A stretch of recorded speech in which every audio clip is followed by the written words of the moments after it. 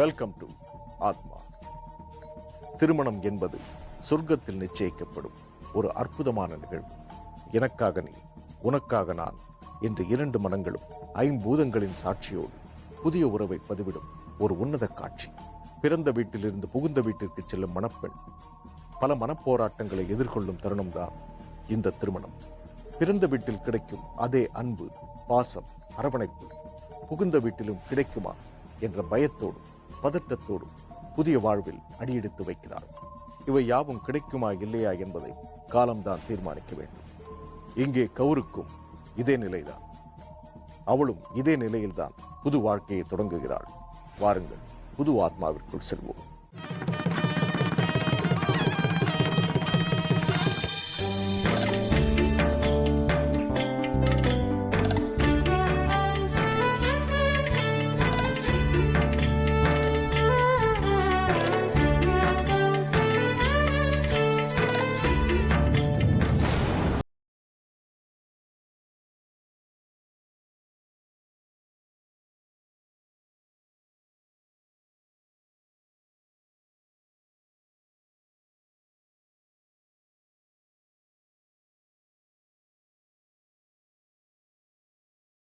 நல்லா இருங்க, நல்லா இருங்க.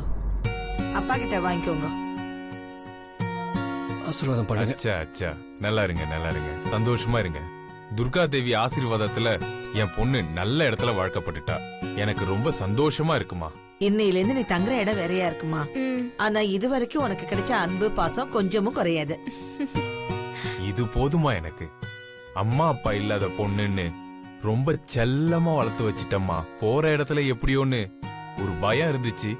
ஆனா நீங்க இப்ப சொன்னதுல அந்த பயம் சுத்தமா போயிடுச்சுமா.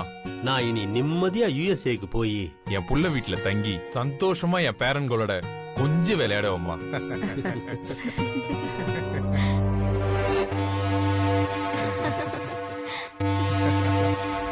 எவ்வளவு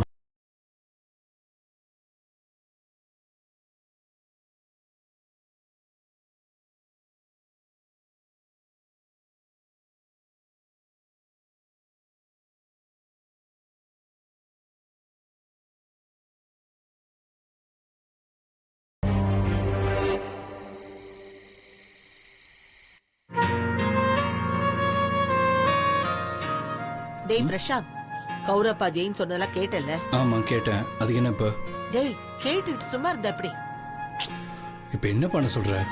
அவர் வெளிநாட்டுக்கு போறதுக்கு முன்னாடி சொத்தெல்லாம் உன் பேர்ல எழுதி வாங்கிடணும். எப்படிமா அவளை கட்டன் ரேட்டா சொல்ல முடியும்? அப்புறம் சொத்துக்காக தான் அவர் பொண்ணு கல்யாணம் பண்ணிருக்கேன்னு நினைக்க மாட்டாரா? நினைச்சா நினைக்கட்டும்டா, நமக்கு என்ன? இதெல்லாம் கல்யாணத்துக்கு முன்னாடி பேசினதானே, கேக்குறதுல என்ன தப்பு? அவர் சொத்தை என் பேர்ல எழுதினாலும் எழுதாட்டியும் அந்த ஆளுக்கு அப்புறம் சொத்து என் பேருக்கு தான் வரப்போகுது. அதுக்குள்ள எதுக்கு அனாவசியமா பிரச்சனை பண்ணணும்? டேய், இப்பெல்லாம் எந்த பிளைட் எப்ப ஆக்சிடென்ட் ஆகும்னே தெரியல. அதுவும் இல்லாம இவர் ஒண்ணும் கௌருக்கு சொந்த அப்பா இல்லல்ல. நாளைக்கு சொத்தெல்லாம் அனாத ஆசிரமத்துக்கு போயிட போதுரா. அதுக்காக தான் சொல்றேன்.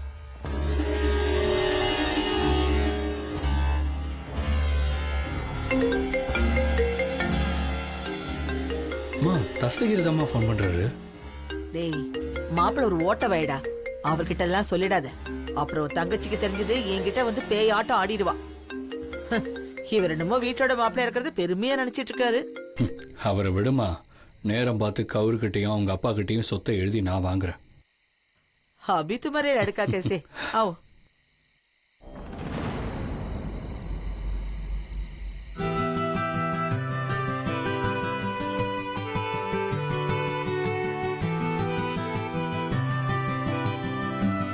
क्या बेटी, ஏன் இப்படி தனியா உட்கார்ந்திருக்க? இல்ல, நல்ல பொண்ணுமா நீ. தூங்கி கொஞ்சம் ரெஸ்ட் எடுக்கலாம்மா. பரவாயில்ல ஆண்டி. சரி ஓகே, போய் குளிச்சிட்டு வா. சாந்தி முகூர்த்தத்துக்கு ரெடி ஆகணும், லேட் ஆகுது. சரி போயிட்டு வாமா.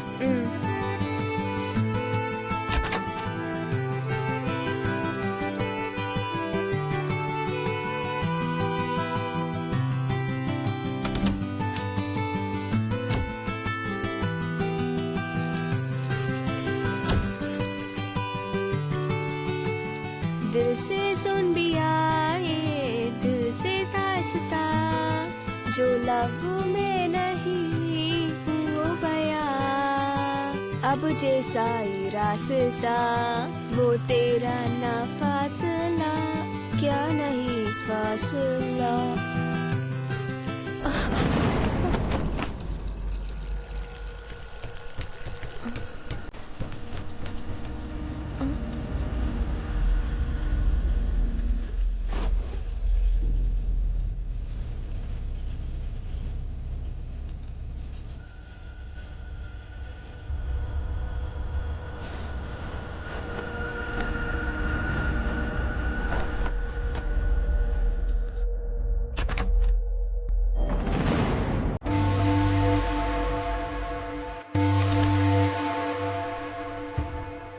कावड़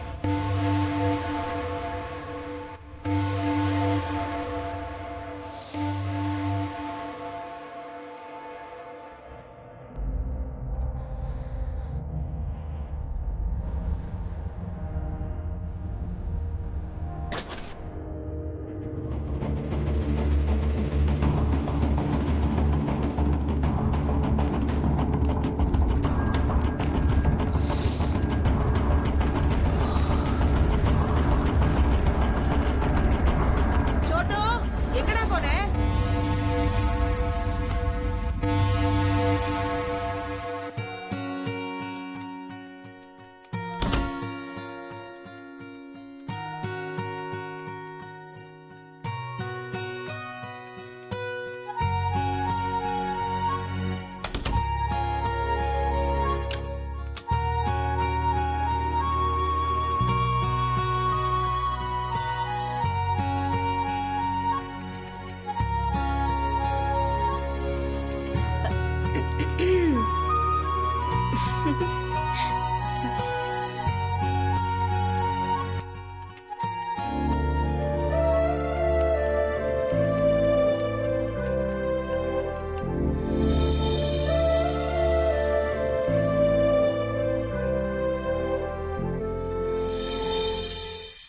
நீயும் குடிக்கணும்ல? இந்தா. ஒரு மெயில் அனுப்பிச்சிட்டு வந்துடுறேன்.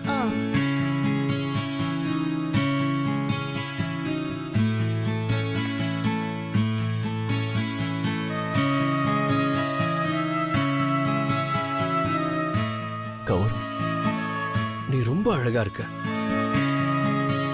நான் ரொம்ப அதிர்ஷ்டக்காரன். இல்லங்க, உங்களை விட நான் தான் அதிர்ஷ்டக்காரி.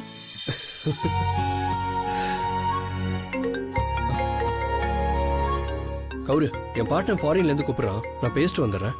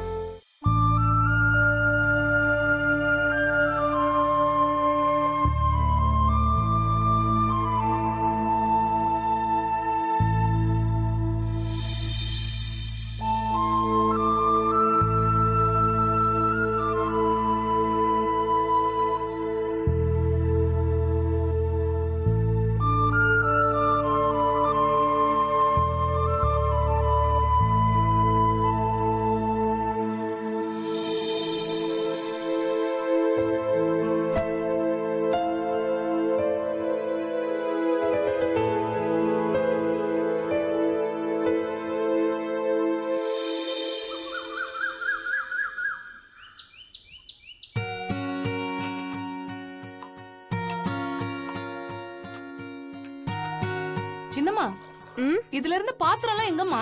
நான் கழுவிட்டேன். என்னம்மா நீங்க? அதெல்லாம் ஏன் வேலைமா? அதனால என்ன, நான் இந்த வீட்டு மருமக தானே. இந்தா காஃபி சாப்பிட்டுட்டு உன் வேலையை பாரு.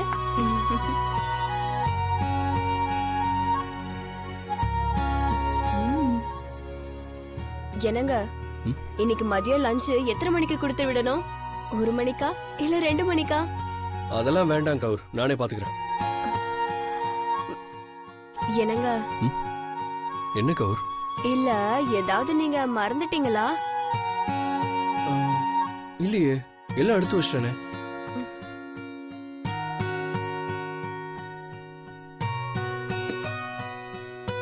சரி, வரேன் கௌர். என்னங்க? ஆ, என்ன கௌர்? அது நல்லா கொஞ்சம் யோசிச்சு பாருங்களேன். ஏதோ முக்கியமானதை மறந்துட்டீங்கன்னு தோணுது. ஒன்னும் மறக்கலையே.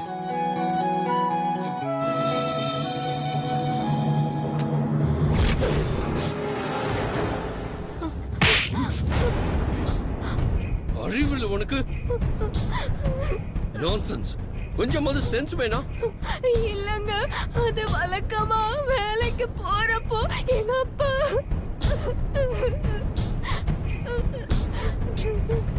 சரி சரி, நம்ம என்ன தனியாவா இருக்கோம்? தம்பி, தங்கச்சி, அம்மா, வேலைக்காரி எல்லாரும் இருக்காங்கல்ல. யாராவது பார்த்தா என்ன நினைப்பாங்க? சாரிங்க, நான் தெரியாம. சரி சரி, அழாத. நேத்திக்கு கொஞ்சம் வேலை ஜாஸ்தியா இருந்தது, அதனாலதான் லேப்டாப் ஃபைனான்ஸ் அப்படி இப்படின்னு கொஞ்சம் வேலையா இருந்துட்டேன். மத்தபடி நாம மால்டீவ்ஸ்க்கு ஹனிமூனுக்கு போறோம். டிக்கெட்லாம் புக் பண்ணியாச்சு. Don't worry. நான் வரேன். பை.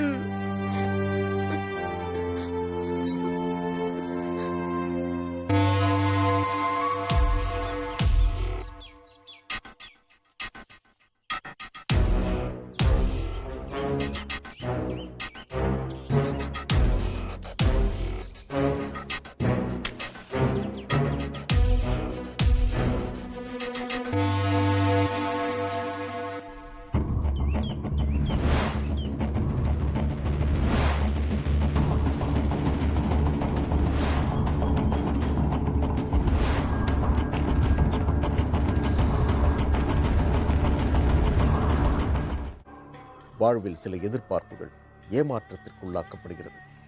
கௌரின் எதிர்பார்ப்புகள் ஏமாற்றப்பட்டதா அல்லது தள்ளி போடப்பட்டதா என்ற குழப்பமான நிலைதான். சோட்டு தன் அண்ணி மீது வைத்திருந்த வக்ர எண்ணம் வெளிப்படுகிறது. இது கௌரின் வாழ்வில் புயலை வீசுமா? கடவுளின் படைப்புகளிலேயே மிகவும் உன்னதமான படைப்பு நம்மை சுற்றி இருக்கும் உறவு முறைகள்தான். கடவுள் நேரில் வராத குறையை அன்னையின் மூலமாக நிறைவேற்றுகிறார். நமது கலாச்சாரத்தில் அண்ணி என்பவள் அன்னைக்கு நிகரானவள். இருப்பினும் மிருக குணம் கொண்ட சோட்டுவால் தன் அண்ணியை தாயாக பார்க்க முடியவில்லை. இதன் விளைவுதான் என்ன பார்க்கலாம்.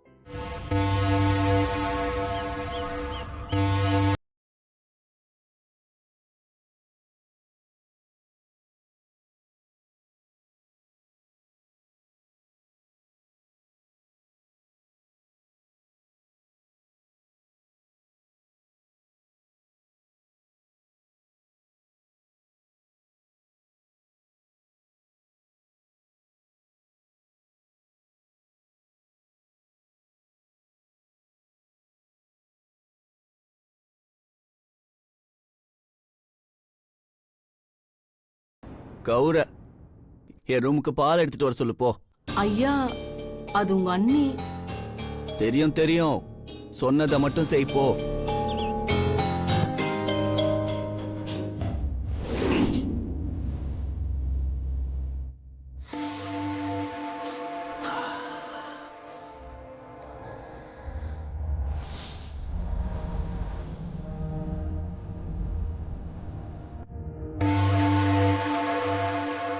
பால் கேட்டீங்களே, இந்தாங்க.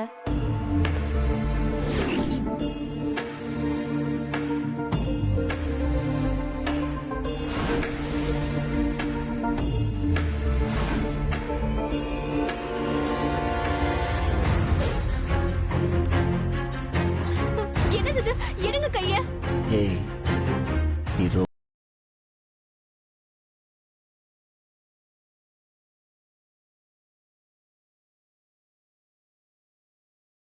உன் கைய பிடிச்சி என் ஆசைய வெளிப்படுத்தின மறந்துட்டியா? அன்னைக்குதான் சாரி கேட்டியே, தெரியாம தான் கைய பிடிச்சு இழுத்தேன்னு. ஆனா இன்னைக்குதான் உன்னோட கேவலமான புத்தி தெரியுது. விடு. உன்னை விடுறதுக்காகவா பிடிச்சிருக்கேன்? தோற்றத்துக்காக தான் பிடிச்சிருக்கேன். என்னை விடு, இல்லனா உங்க அண்ணா கிட்ட சொல்லிடுவேண்டா. என் அண்ணன்ட்ட இல்ல, அந்த ஆண்டவன் கிட்ட சொன்னாலும் எனக்கு கவலை இல்ல. ஏன்னா எனக்கு நீ வேணும். உன்னை நான் அடைஞ்சு தீருவேன். விட மாட்டேன். ஏய். ஏய். இல்ல. ஏய். ஏய். இல்ல. ஏய். ஓடாத. இல்ல. ஏய். Aunty, aunty, aunty, aunty, aunty, உங்க பையன் என்கிட்ட தப்பா நடந்துக்க முயற்சி பண்றான். அவனை கேளுங்க. அவனை பாருங்க ஆண்டி, அவன் வரான் ஆண்டி. எனக்கு காப்பாத்துங்க ஆண்டி. ஏய் வாய முடை. என் பையனை பத்தி என்கிட்டே வந்து தப்பு தப்பா சொல்றியா? வாய முடை. கௌர், என்னங்க என்ன உங்க தம்பி இல்ல, உங்க தம்பி என்கிட்ட சொல்றதுக்கு அசிங்கமா இருக்குங்க. மா சோட்டு, என்ன நடக்குதுங்க? பிரசாந்த், சோட்டு ரூமுக்கு இவ எதுக்கு போனா? அதுவும் பால் எடுத்துக்கிட்டு. அதான் அசிங்கப்பட்டு நிக்கிறா. ஐயோ ஆண்டி, இவரு எடுத்துட்டு வர சொன்னதா விஜய் தான் சொன்னான். அதான் போனேன். வேலைக்காரி சொன்னா சனா கிட்ட கொடுத்து அனுப்ப வேண்டியதானே? நீ எதுக்கு போன? அவனை மயக்கணும் தானே போன? ஐயோ ஆண்டி, நீங்களும் என்ன மாதிரி ஒரு பொண்ணு தானே? ஏய், மா, கொஞ்சம் சும்மா இருக்கியா? உள்ள போனி. உள்ள போன்னு சொல்றேன்ல, போ.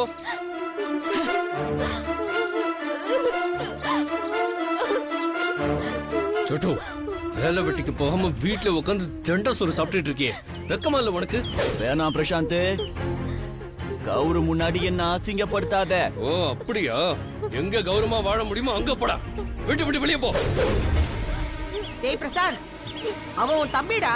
மா, உனக்கு நான் உள்ள போ சொன்னல, போ உள்ள. இவனை என்ன பண்ணுன்னு எனக்கு தெரியும். பிரசாந்த், ஒரு நிமிஷம் யோசிச்சு பாரு. ஐயோ, உங்கிறதுக்கு முன்னாடி மரியாதை வெளில போயிடு.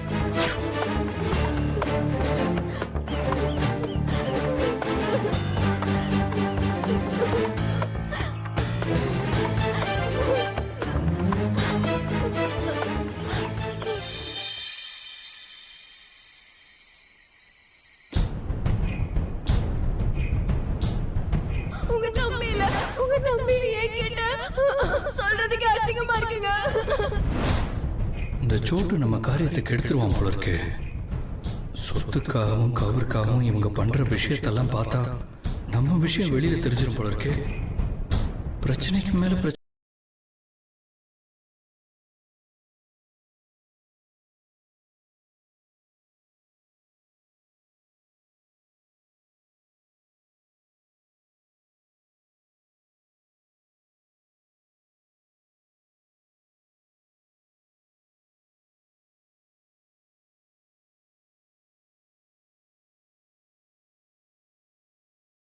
சரிங்க மச்சான்.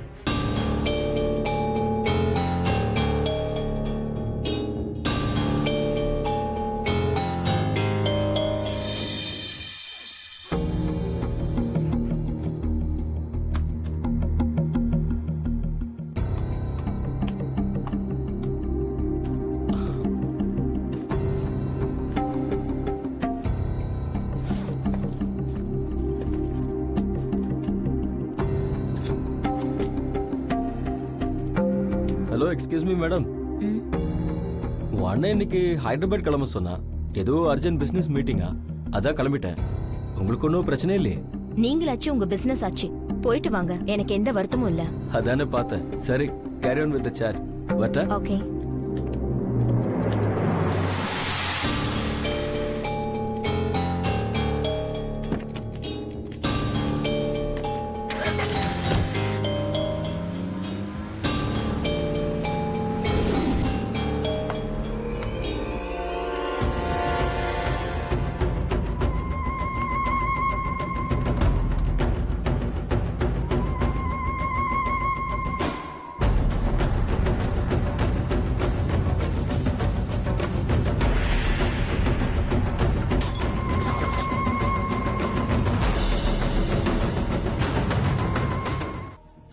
மனித மனம் பக்குவமற்ற மிருகம் போன்றது. நாம் நல்லவர்கள் என்ற போர்வையில் அந்த மிருகத்தை மறைத்து வைத்துக் கொண்டிருக்கிறோம். சூழ்நிலைகள், சந்தர்ப்பங்கள் தவறு செய்ய ஏதுவாக இருக்கும் பொழுது மனிதனுக்குள் இருக்கும் அந்த மிருகம் வெளியே வருகிறது. எங்கடி இருக்க? வாடி வரைய. தேவி துர்க்கையே, ஜெய தேவி துர்க்கையே, தேவி துர்க்கையே. வெளியே வாடி. டேய், என்னடா அது? உன்னை யார் கூப்பிட்டா? ச்சே, அந்த கவுர் எங்க? வேண்டாம் சோட்டு, நீ குடிச்சிருக்க. உன் அண்ணன் வர்ற நேரம், பிரச்சனை வேண்டாம், போயிடுறா. நீ போ. எவன் வந்தாலும் சரி, நானா அவளா இன்னைக்கு ரெண்டுல ஒண்ணு பாத்துடணும்.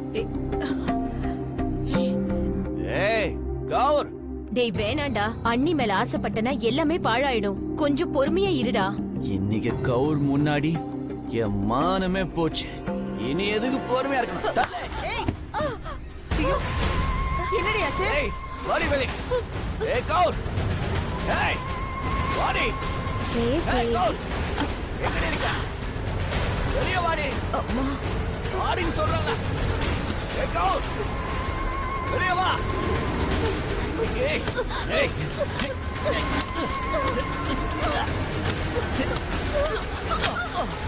ஏய் ஏய் கவுர். ஏய் நில்லுடி. ஏய் ஐயோ, எங்க ஓடுற? ஏய் கவுர். நில்லுடி. ஏய் ஐயோ அம்மா. ஏய் நில்லுடி. ஏய் வந்துரு. சொல்றத கேளு. ஏய் ஏய் ஏய் ஏய், வேணாமா? காணாம். மரியாதையா போயிடு. கேட்றா, அவகிட்ட ஏண்டா? ஏய் கவுர். கிட்ட வராத, வந்துரு. வராத. போ. வெளியில போ. ஏய், மரியாதையா வா. வெளியில போ. அத கீழே போடு. வெளியில போடுறல பண்ற. போ, போடா. இன்னைக்கு என்கிட்ட இருந்து தப்ப முடியாது. சொன்னா கேளு. உன்னை கொலை பண்ண கூட தயங்க மாட்டேன். நான் சத்தாலும் பரவாயில்ல, உன்னை அடையாம விட மாட்டேன். போடா கவுர். போ. நீ இன்னும் இங்க இருந்தா உனக்கு என்ன பண்ணுவேன்? நான்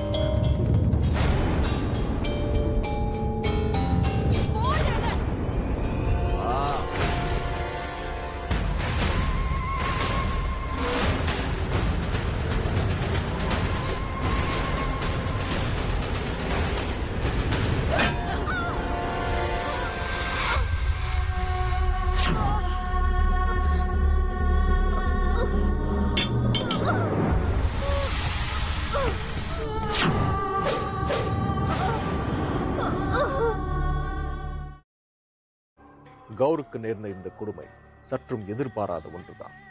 கணவன் அருகில் இல்லாத நேரத்தில் கௌர் தன் மாமியாரால் தாக்கப்பட்டாள். உயிருக்கு போராடி கொண்டிருக்கும் அவளை கணவர் பிரசாத் காப்பாற்ற வருவானா, அல்லது குடும்பத்தார் வீசிய வலையில் சிக்கி அவளை கைவிட்டு விட்டால் அவளின் நிலை என்ன?